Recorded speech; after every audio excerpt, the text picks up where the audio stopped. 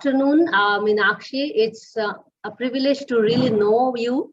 I just learned about you a few days ago, but looking at your body of work, I was so excited that yes, you are one of those kind of women whom I'm looking forward to learn more about women in architecture. So thank you so much, first of all, to agree to give this interview, and which is more of a conversation. This is a work of women in architecture where my focus is on the womanhood and the journey of women in the profession. As I learned that women have diversified and actually opened the profession to many areas than what we know as architecture today.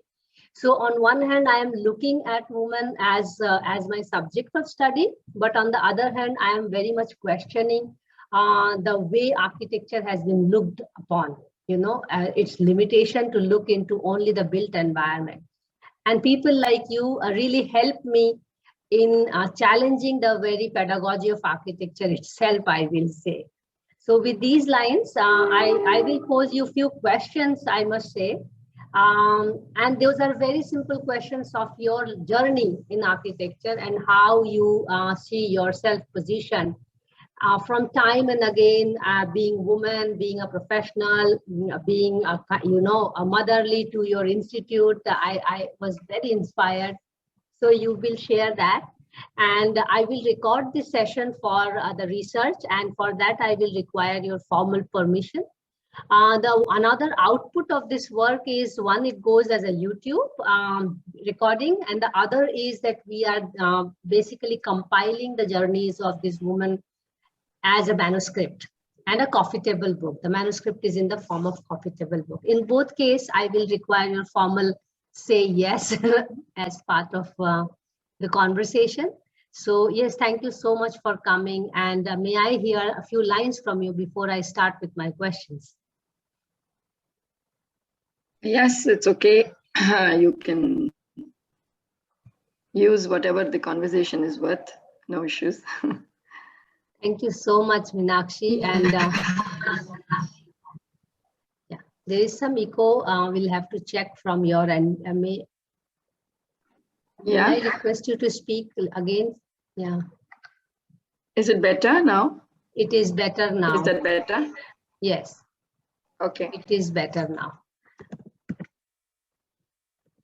So I would like to start with a very simple question on how did you actually land up in architecture? So I wish you to take you back to your school days, high school days, and what really made you jump into this beautiful field, So please tell us something about it.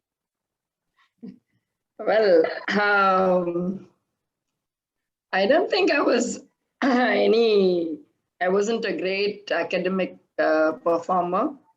So I really didn't know what I wanted to do. And the only thing was that I was good at art. So I actually applied for nursing. I wanted to do nursing, and I applied for nursing in the army. And then I applied for hotel management. And because it's all service-oriented organizations, and I felt that I wanted to serve people. Then one of my dad's friends, he said, she's such a good artist, she should write this exam. And I said, look, I don't know, exam or what. Then they said, no, it's good, you just try it. Milega to theek hai, nahi to it's fine. So I went and wrote the entrance exam for BR.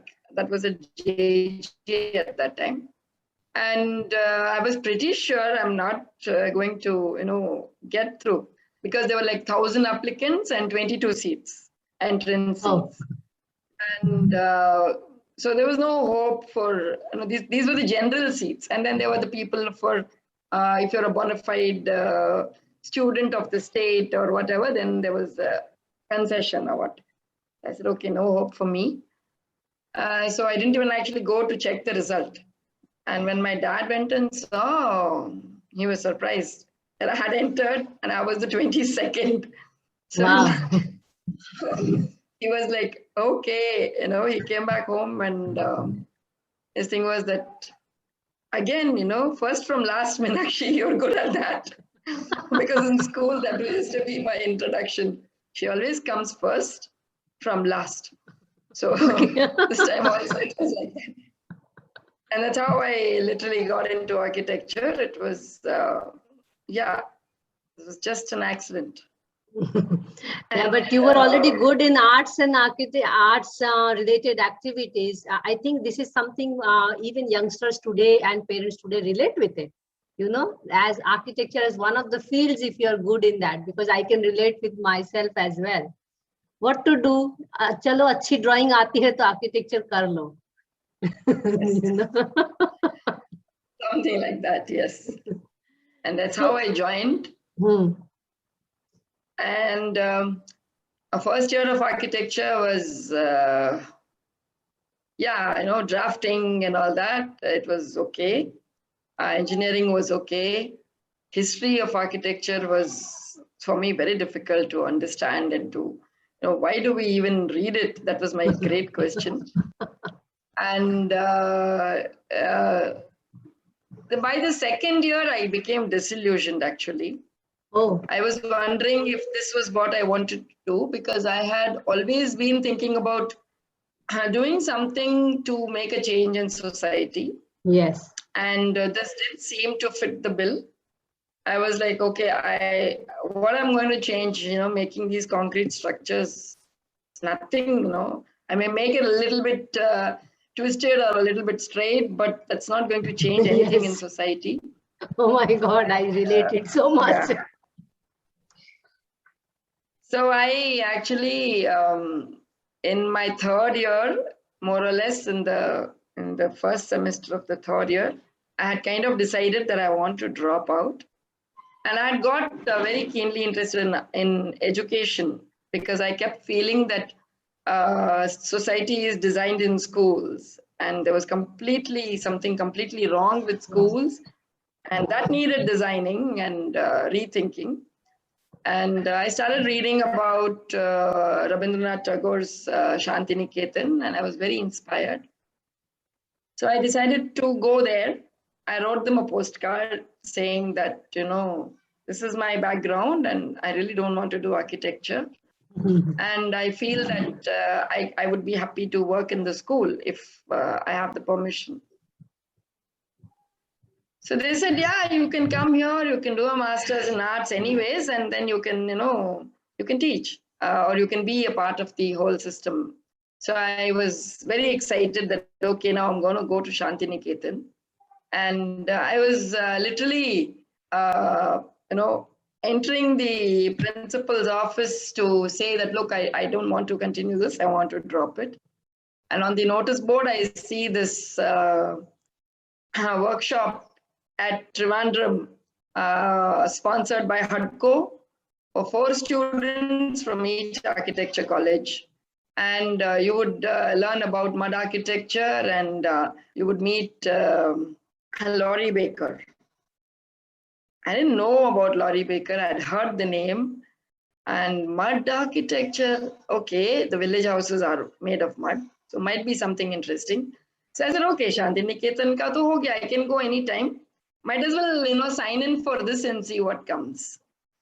So just like the first accident, this was the second accident. I signed up, and that really changed my perspective of architecture, because meeting Laurie Baker is not something that leaves you untainted, Yes. It is an experience.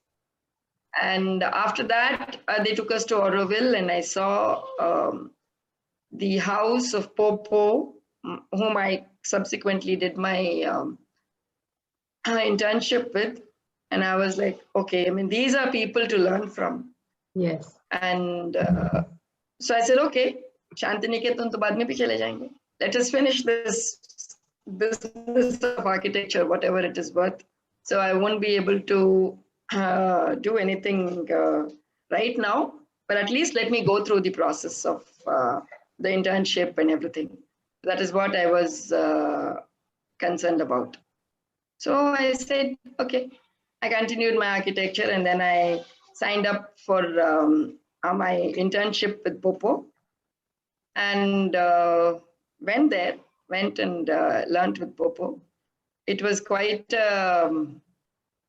an experience, because these are people. He was one of the first people who came to Auroville. Yes. His perception was to bring about change in society, to bring about change in humanity. So he was looking at architecture not just as structures, but Yes. as a way of life, as a way of looking at work.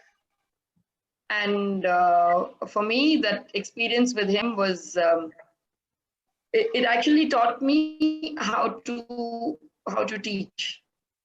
The first few weeks, actually, when we arrived there, and my friend, when we arrived there, he said, "I'm sorry, I don't have anything for spoiled brats from Mumbai, but you please leave." That was his thing. And then I had actually literally run away from home for this. I informed my parents at the last moment, and I said, I have to go to Auroville, and I had come. So I had no option to go back. And I said, nothing doing. Whatever work you give, it's fine, but I want to work with you. So finally he relented and he said, okay, whatever work, in this office in Bharat Nivas, the roof is so high, I'm unable to clean the cobwebs. And it's been like this for like last 10 years. So will you clean them?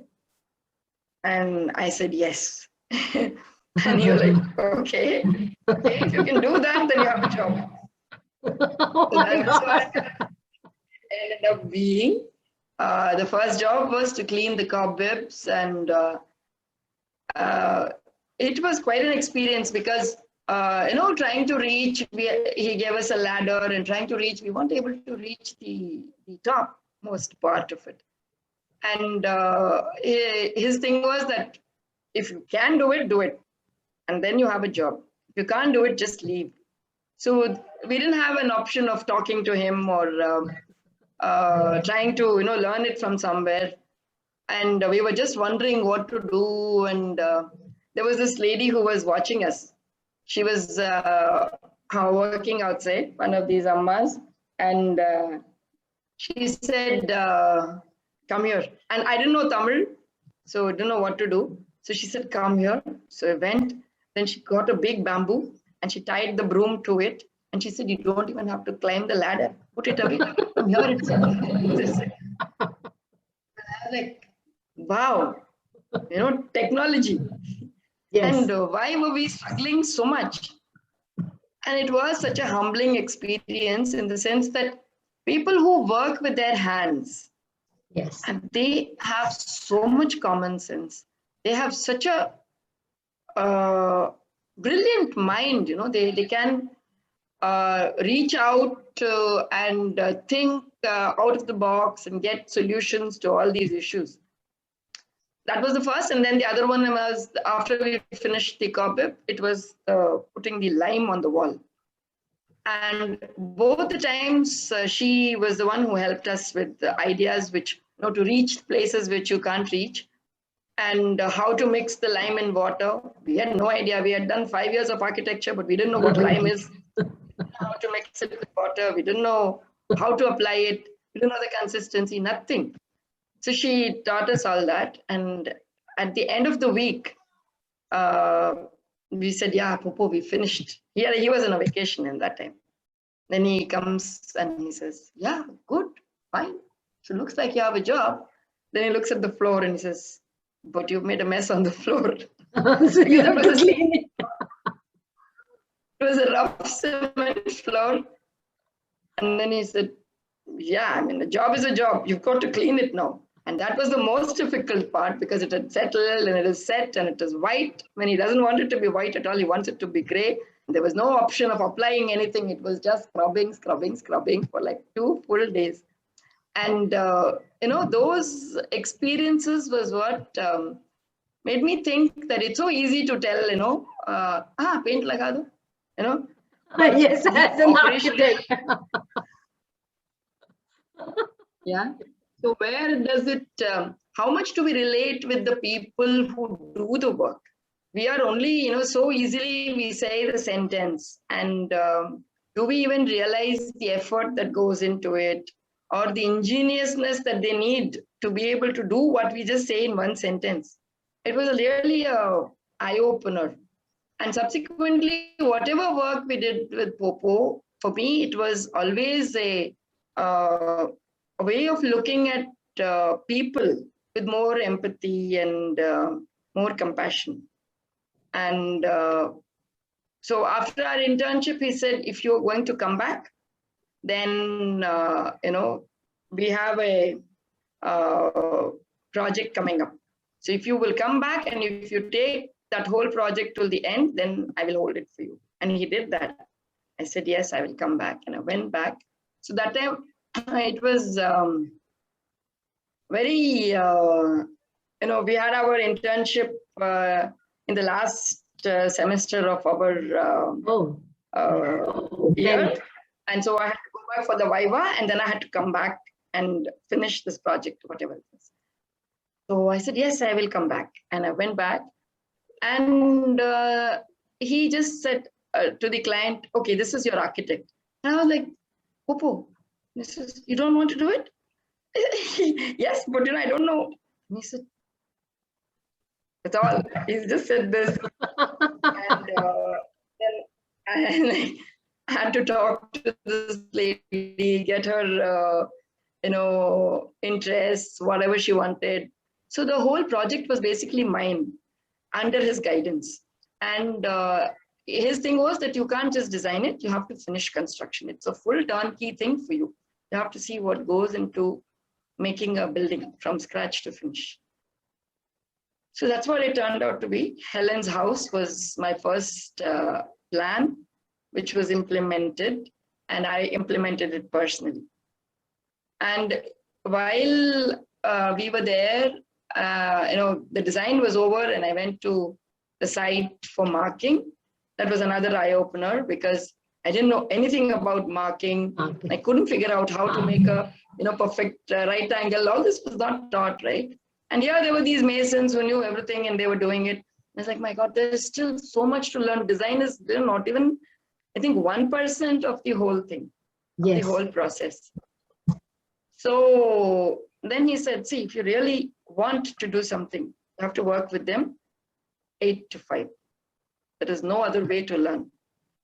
And in fact, you have to be there at 7:30 and leave at 5:30. To be there half an hour before to assess as to what possible work can be done today.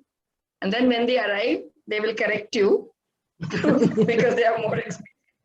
That is the only way to learn. So every day I stood corrected. I said, okay, I had thought we can do these things, but that's not the sequence of events and things have to be changed to this. And that was, that really helped me to, have the confidence of taking up another job completely on my own without even an engineer. So I think the fact that his understanding of architecture was that if you don't know how to lay bricks, if you don't understand the size of the brick, you don't understand the bonding, you will be designing always out of size. You'll either have half bricks or you'll have 3/4 bricks, a lot of waste of material. And that is not the way to do things. Material comes expensive and it has to be conserved. So all these things, I think, are something that we totally lose out on while studying architecture. I don't think we did one single wall in our whole lives of 5 years of architecture studies. That's true. That is true. That is true. So you completed your architecture, and because you had a good arrangement where your 10th semester was training and you can return and you can just continue training as a work. And I have also had the privilege to see some of Popo's work. So I would like to know a little bit more about journey post Auroville, because I had looked through your work. So what was going around in your own life, one, as you as an architect, you were growing, you were getting more confidence. And I like the way you said that you were corrected every day. And I think this is a very important learning for everybody, and it's humility also required, which is somehow I also realize is missing in our profession. When you completed architecture, you started working on your own. And I think it is also a difference because you are there in Auroville. It's a very different environment, which is much more gender neutral as compared to many parts of the country.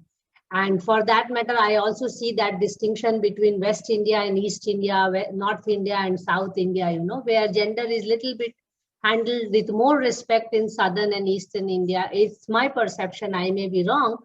But I would like to know a little bit more about you being a woman and growing as an independent architect. How was it?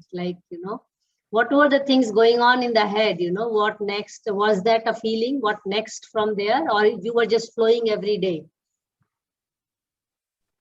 I guess I was never aware that I'm a woman.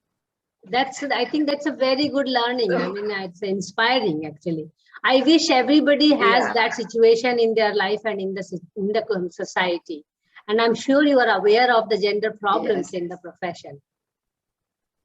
Yeah, there are, but I guess it also matters as to how you take it on. Like talking to the masons, things coming from a woman, they don't take it. But how you put it across, no? Yes. You say, okay, it's okay. Please try it for my sake. It's okay if it goes wrong. Let us just do it. I think that building of relationships is what is important, because maybe among architects it's a different story, the gender situation. But with the people who are working on the site, it was very easy for me to establish a kind of a relationship which was mutually supportive. So I used to call them Anna. And so after some time, they kind of felt maybe a little obliged for this little sister of theirs that, was always bothering them with new ideas. And I'd say, Anna, please try panning. It doesn't matter if it doesn't come out well also, it's okay. Just try. And then we can remove it. We can remove it and we can redo it the way you want. But if you like it, then we can leave it.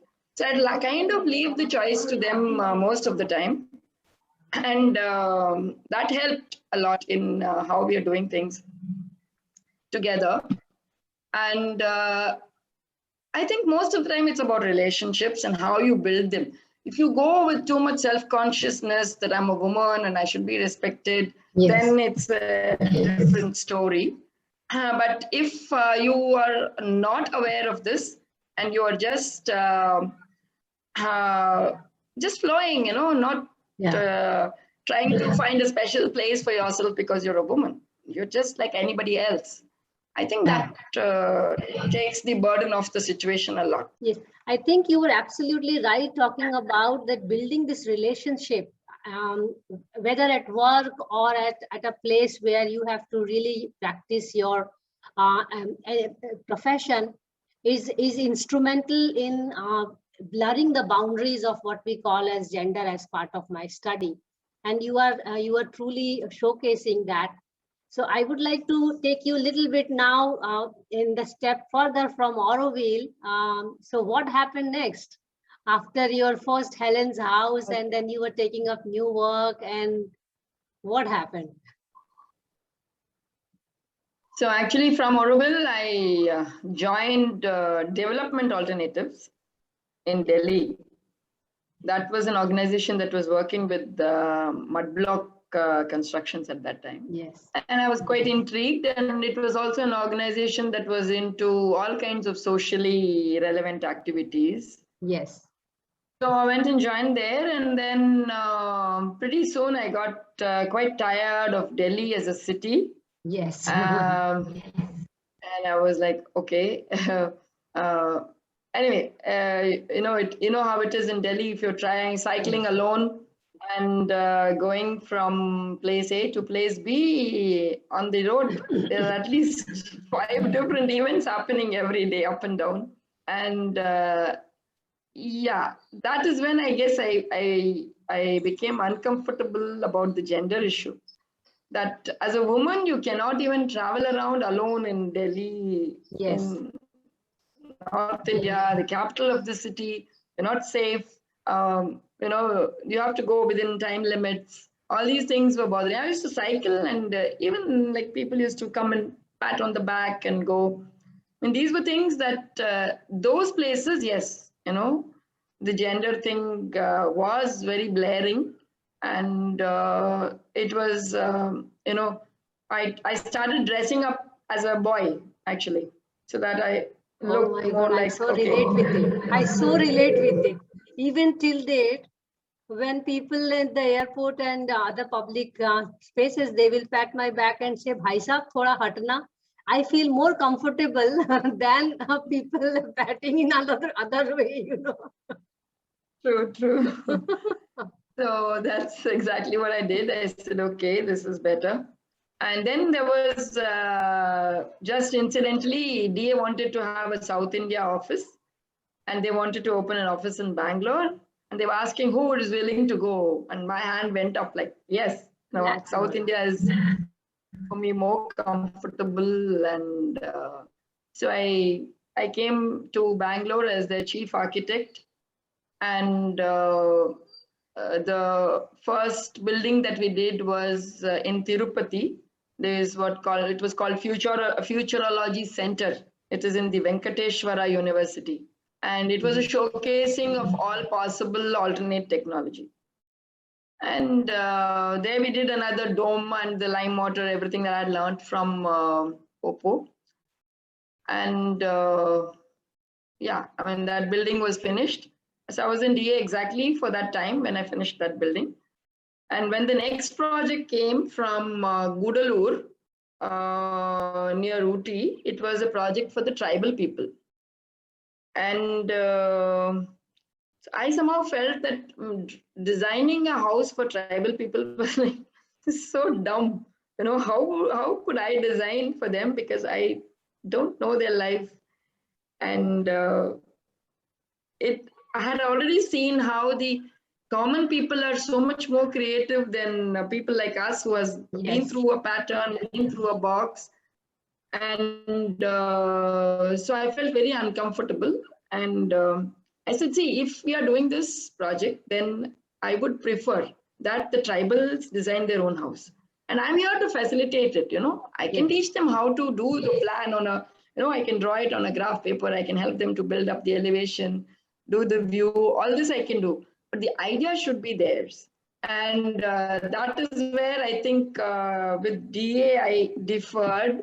And so I actually left DA and went off to that organization who was working with the tribals. It's called Accord.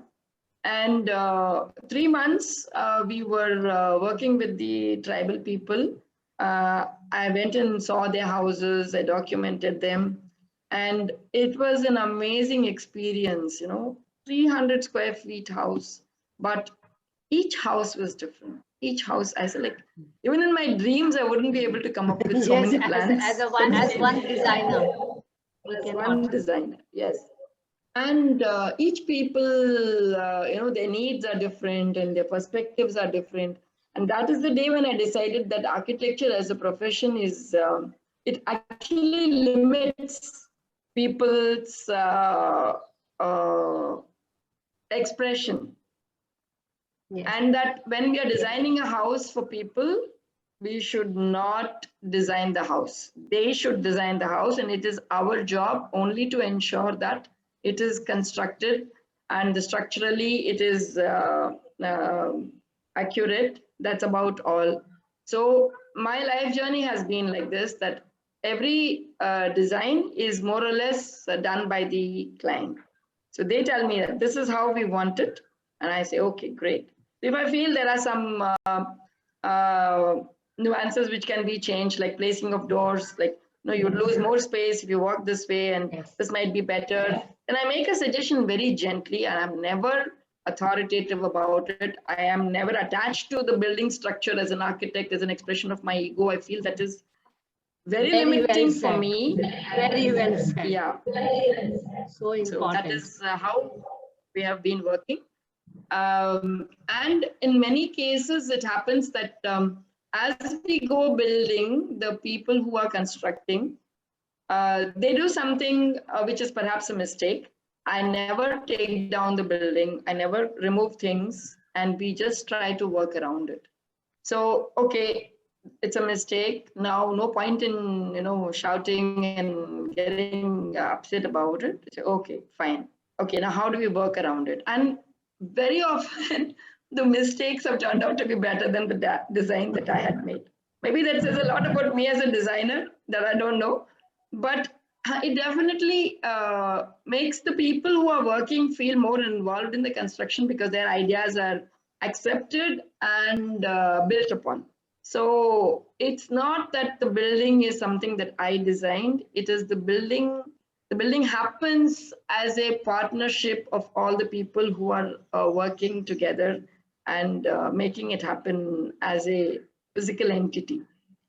And the vibrations in the building, I really believe that how people work, the fact that whenever people are working and they're upset, I say, okay, if you're not feeling well, if you're physically, mentally, in any kind of stress, let's talk about it. I want to see you happy. If you're not happy, don't work today. It doesn't matter. It can be done tomorrow, but let's talk about it and unload it or forget it and move on. So I believe that material absorbs vibration. Though we say that these are non-living things, I think happiness in a building is built into it, literally. So true. It's just like we say about food, cooking.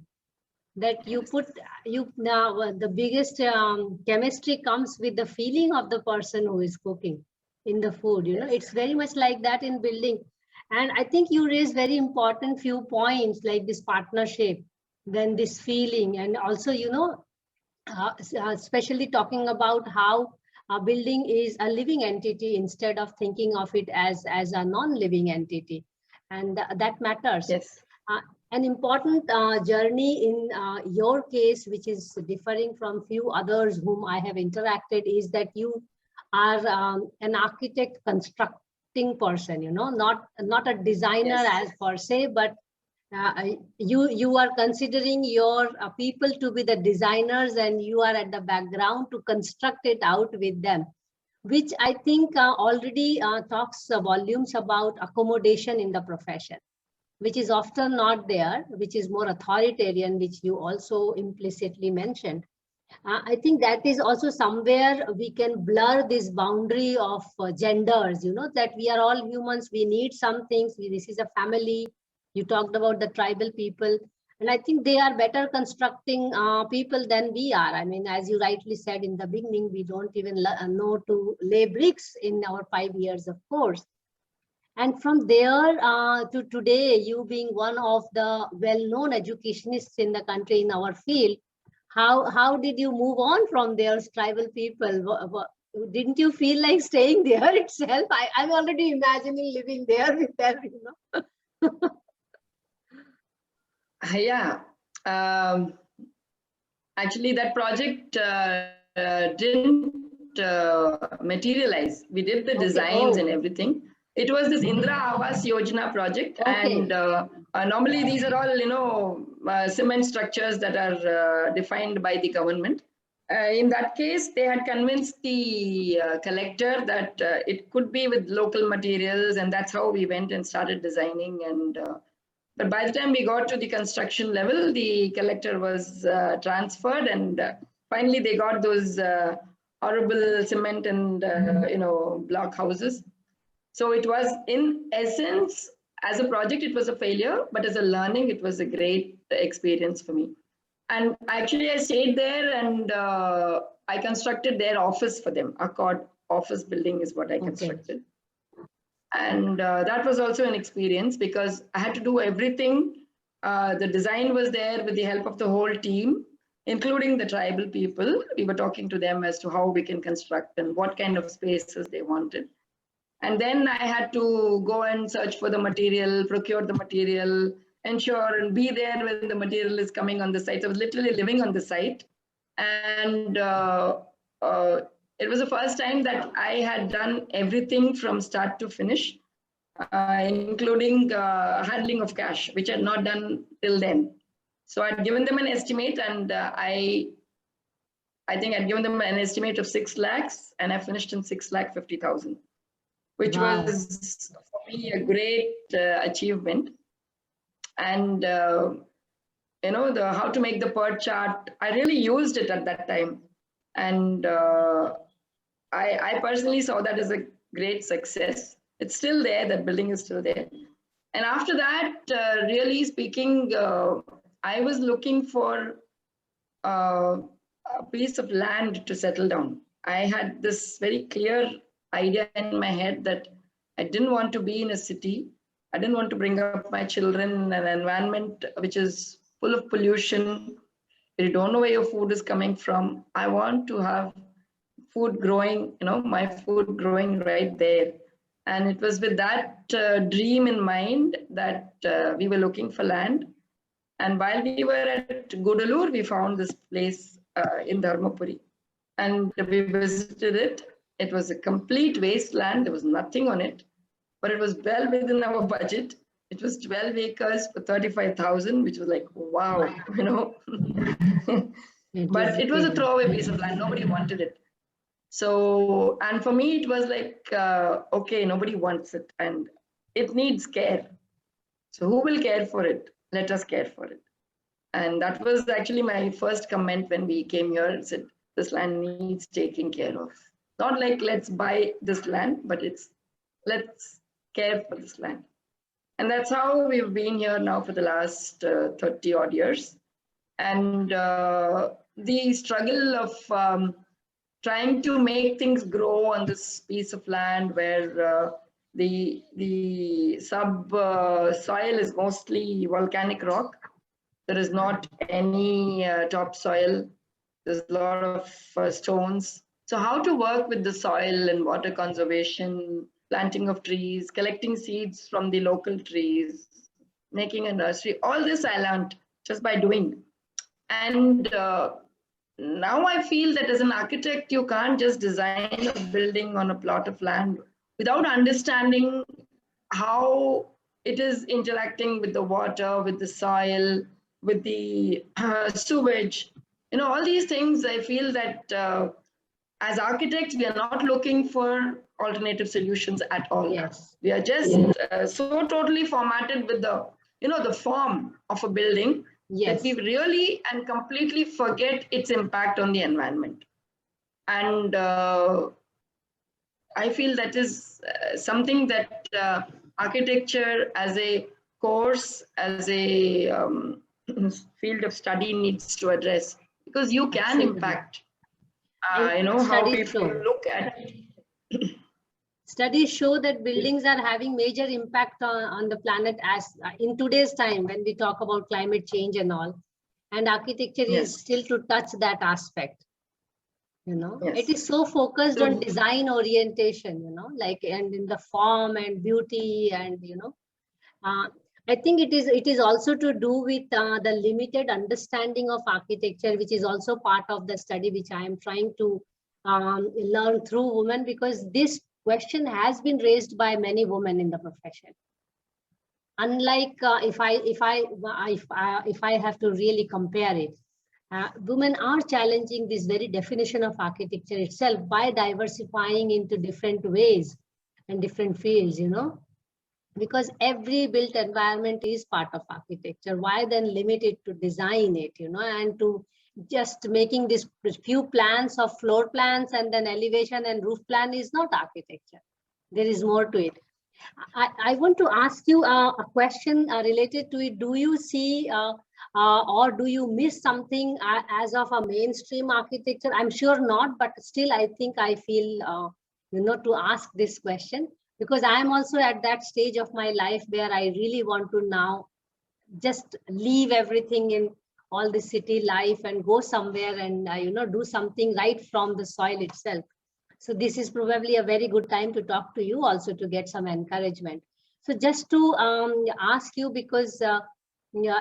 Do you feel the difference of, doing the mainstream architecture where you work on 100 projects and still you don't know to lay one brick wall, whereas doing one project at a time and, letting that baby grow, uh, it's a very different experience. Where do you think are the main trade-offs? It's the personal touch. It is the vibration of your person.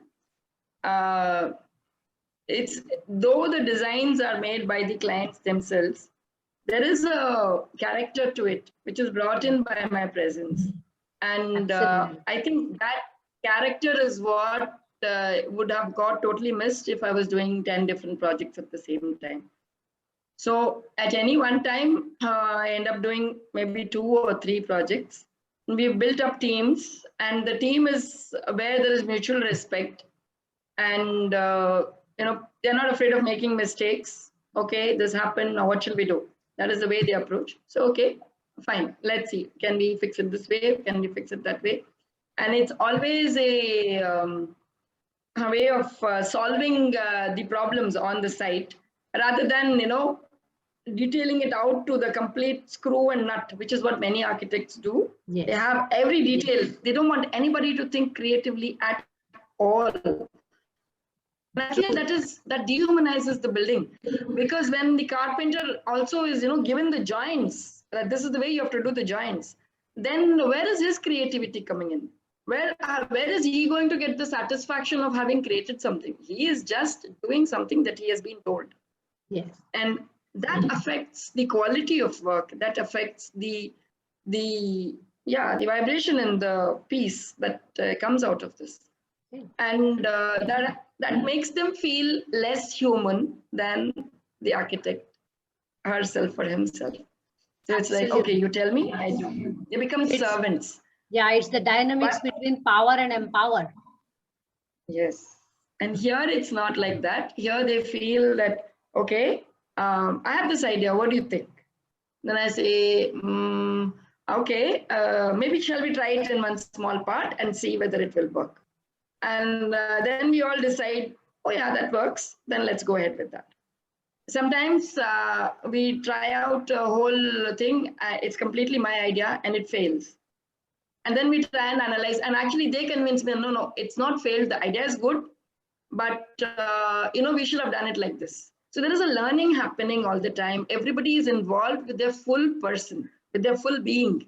And I think that makes a lot of difference. It's not just that the masons are involved like this, even the helpers, even the people who are just supplying the material, they are listened to.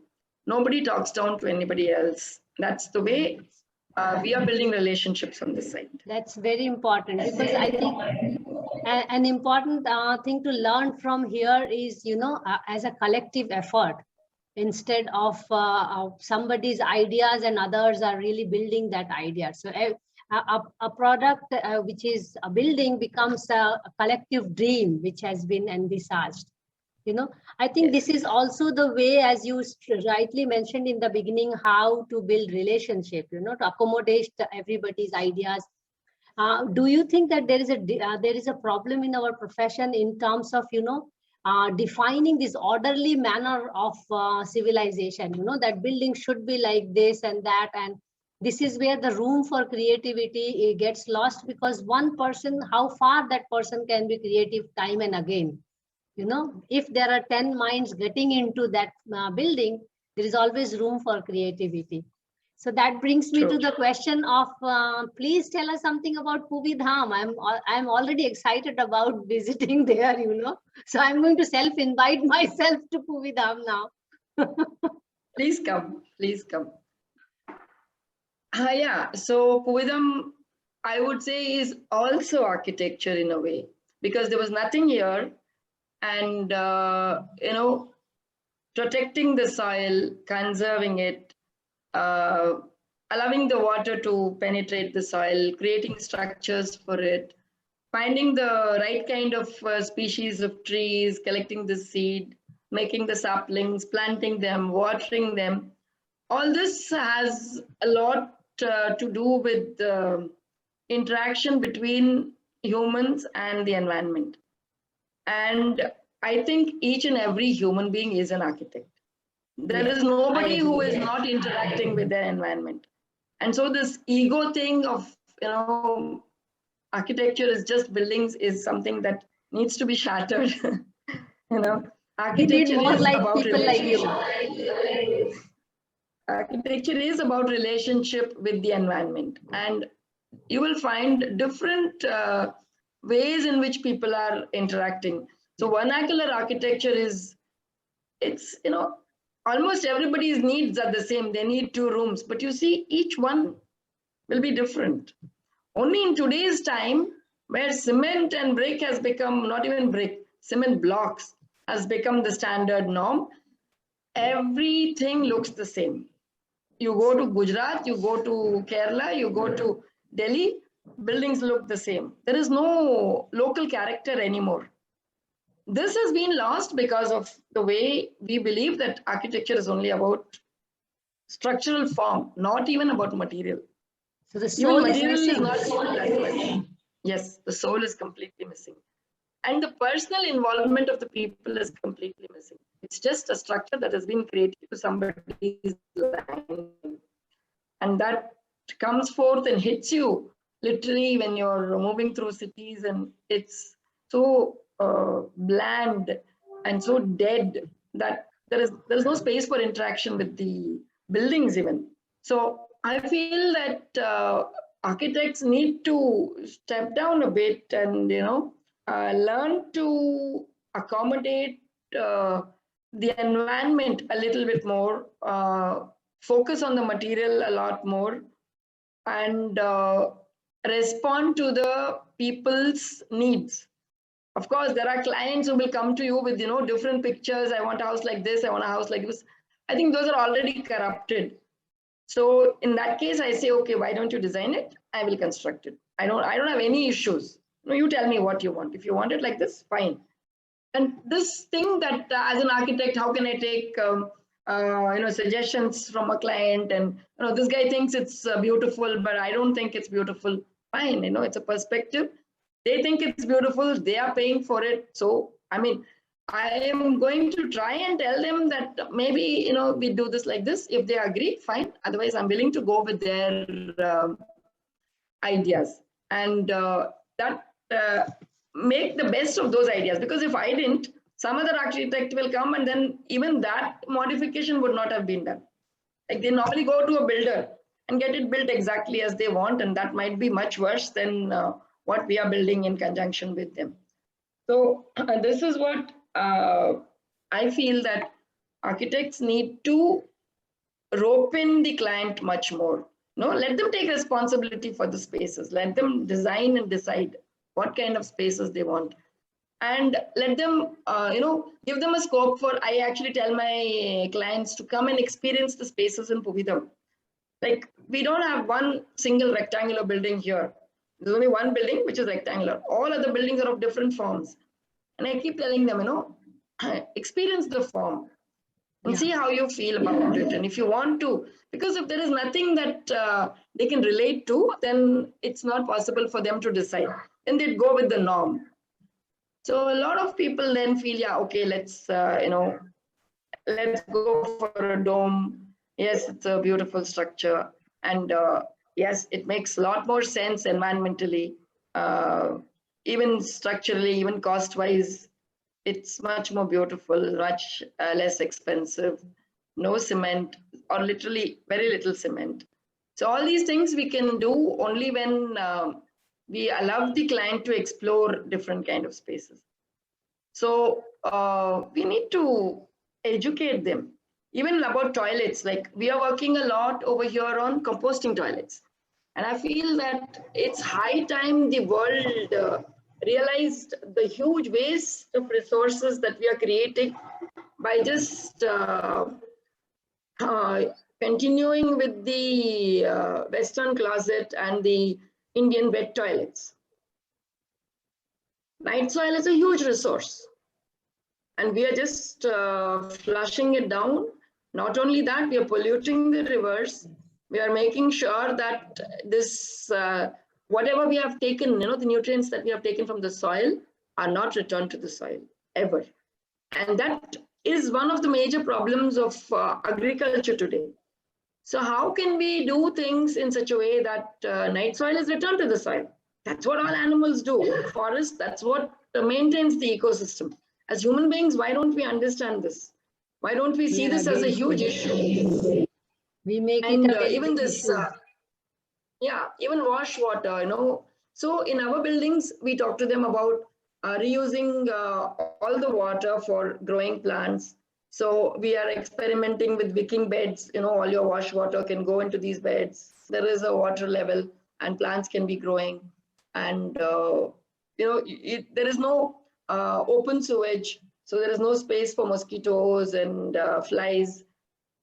Our toilets are composting toilets. Most of the mosquitoes actually live in the septic tank. So there is no septic tank, and that saves you the problem of mosquitoes. So as much as possible, we try to convince clients in the rural areas to go for these options. In the cities, we tell people that, you can always, on the roof, make a composting toilet. Use that for your garden, because these are nutrients. You wouldn't get the same level of nutrients from anywhere else. This element of disgust, which is there connected with our feces, is something that we really need to deal with. It is not all kinds of disgusting waste. at all. All kinds of waste. Yeah, all kinds of waste. And all kinds of waste needs to be thought of as a resource. Yeah, absolutely. So all these perspectives we can give to our clients, and instead of all the time trying to look for new material, we try to reuse old material, rehash the building. If there is an old building, as much as possible, try to retain it, understand the structure, rebuild along with that. So it's not a statement of my personality that I've done this building. It is the statement of the centuries that have been coming and living there, the people who've been in that region. And I think that is where, as educators, we have a huge role to play in making people understand the mistakes that we have made so far. Absolutely. I think it's a very well said that we need to educate people, but we need to also self-educate ourselves as a profession. And that brings us to the end of this conversation, actually. And with just few questions, you answered my 15 questions, by the way. Huh? You didn't realize, and I also didn't realize I was flowing with you. And I really want to have a very long conversation with you on this. This is the first interview I'm having where the boundaries of gender was completely blurred. And I learned from you that architecture is actually not engendered as it looks like, especially the way I am looking at the work. But it is wonderful to learn from you that that there is, we are all humans first, and then we can learn from each other. Accommodation is important, appreciation is important for each other. I think these are few words which will stay with me for a long time, and I hope I also change my outlook about gender issues in architecture. But for the time being, I have to complete my work. So I will continue looking for women who are doing wonderful work like you.